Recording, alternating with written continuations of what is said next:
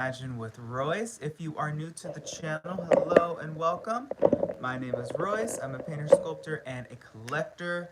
I just wanted to hop on here really quickly to talk about the new COCO doll that just got premiered on the Disney Parks blog. Now, Coco is in, of course, Mexico, so it was no surprise of the location of the doll.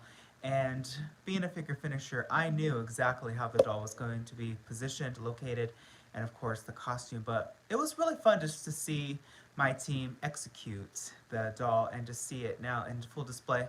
And I think that it is absolutely beautiful. First and foremost, let's discuss Coco. So Coco is obviously like a little boy, right, in Mexico. So he is in his sombrero costume, and comparing his costume to the other surrounding dolls, I would say that he blends in perfectly with the atmosphere of Mexico. Dante, of course, is the toy that is kind of like his psychic. So if you think about Alice in Wonderland, when she's in England, she has a little white rabbit toy. Cinderella in France has the little Jack and Gus toys. So Coco has a little Dante toy, and he's brilliant. He will be made of fiberglass, and I don't know. I just think that he turned out great.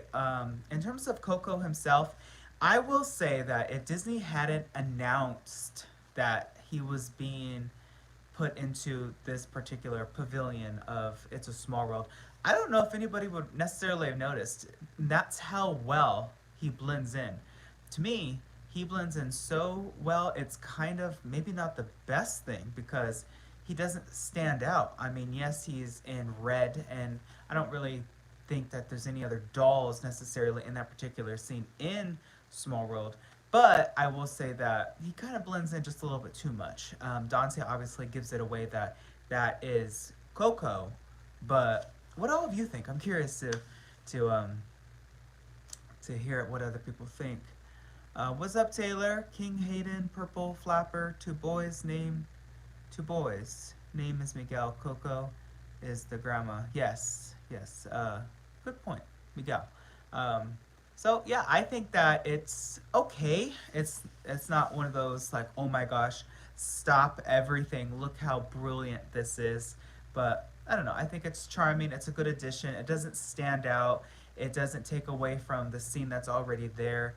And I don't know, I think it was implemented beautifully by the Imagineering team in Anaheim. I will say that every time a new doll has been added, and of course there's so many dolls that could be added in It's a Small World, the possibilities are endless. And I think that some of the best new dolls that were added to It's a Small World for sure and over the past, oh I don't know, 20, 30 years, definitely Aladdin flying over the India scene. I personally love, of course, like I said earlier, Alice from Alice in Wonderland in England scene, and of course Cinderella.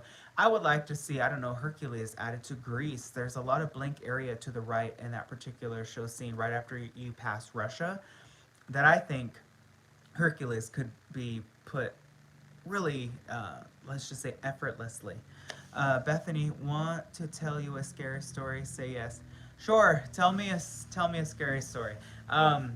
But other than that, Disneyland 70th is also going to be a new debut in a new Small World song. So the not only is Coco or Miguel being implemented into the ride, but there's also going to be new lyrics added to It's a Small World. So, of course, as I've pointed out before, and if you don't know, unfortunately, we have lost both Sherman brothers.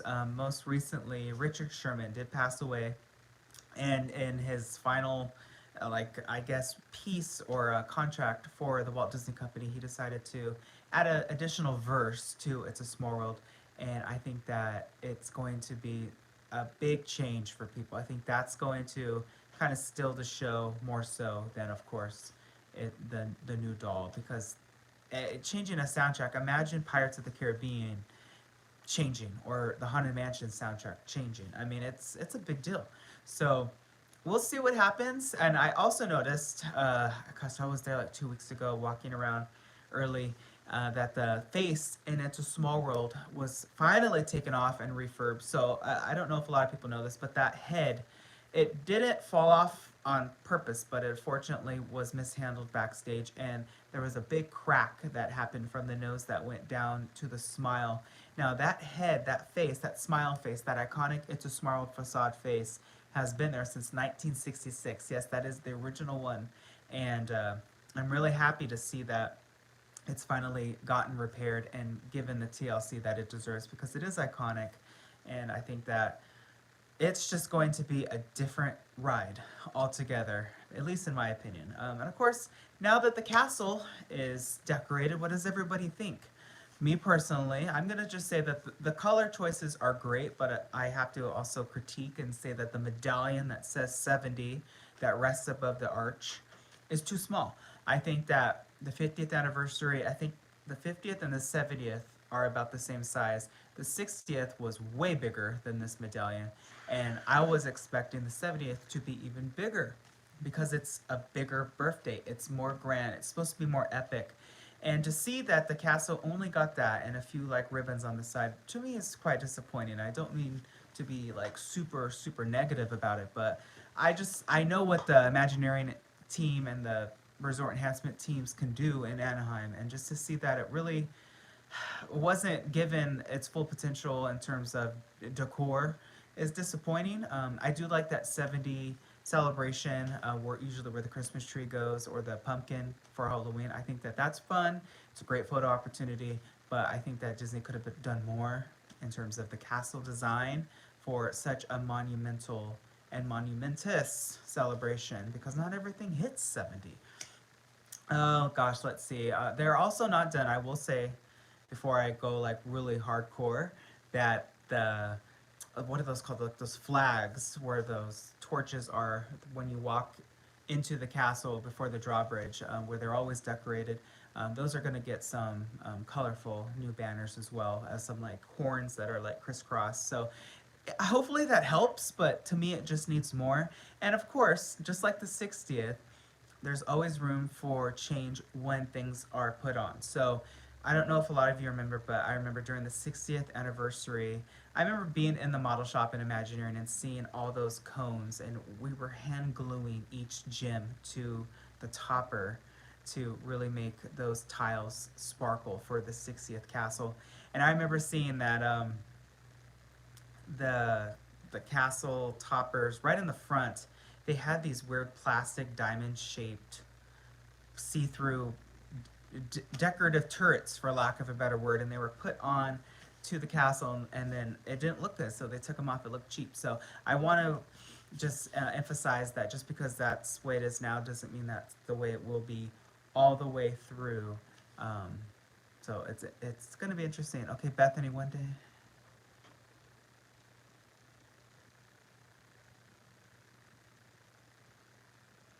Oh, that's terrible.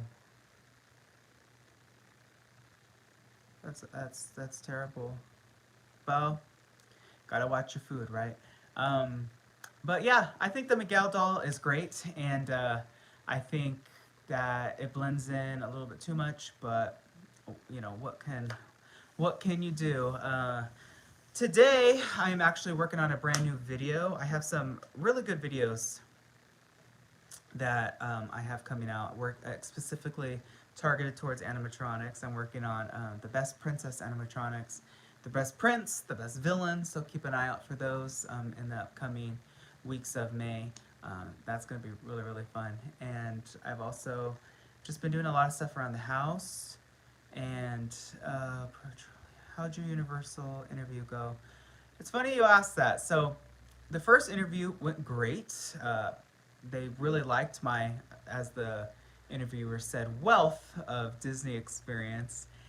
But it was really hard, to be honest with you, just because I didn't necessarily know if I wanted to move to Florida. You know, I have a house here, I have a family here, I have just friends, and my family's here. It would have been really hard. I would have to have been offered a substantial contract to be able to relocate to Florida. Personally, I was just planning on going and just trying it out just to see how it is there. I'm always curious to see how other companies, big companies, right? There's not that many that are like at Disney's level, but Universal certainly has caught up, and I'm curious to see how their animatronic department went. And I asked a lot of questions about how big's the team. They said that their team's a little bit bigger than Disney's, and yeah, it went good. The second interview never happened. I logged in. I have a whole video about it. You should go check it out. I logged on and I waited at 5 a.m. here. It was 8 a.m. in Florida time, and no one ever showed up to the interview. So I opted out.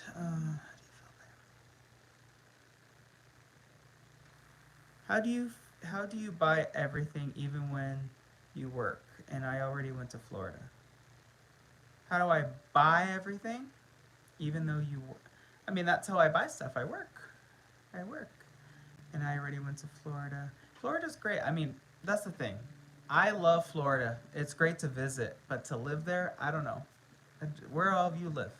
To me, it seems like a very, very humid environment, and I'm not the biggest fan of humidity.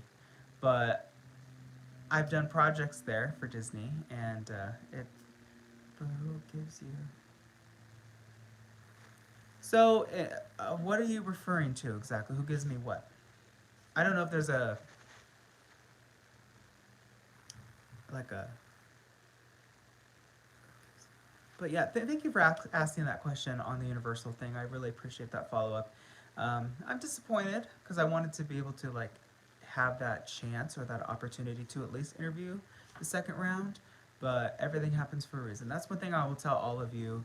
If you ever want to be a Disney artist or any artist or whatever profession you are interested in, because I get a lot of messages literally daily from inspiring artists that want to be Imagineers and artists, and I tell them that whatever is meant for you will be for you. And if you apply and you don't get it, don't be, I mean, take it as that wasn't meant for me, that is for someone else. That's for them.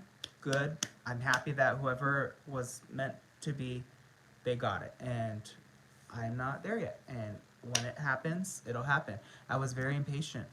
I remember when I was first started at Disney, gosh, I had this overwhelming desire and dream to be an artist and to paint for the company. And it took three years for me to get there. 3 hard years of networking and trying and continuing my portfolio and being the best I can be. So I will just tell all of you, don't give up. Keep trying. Work hard.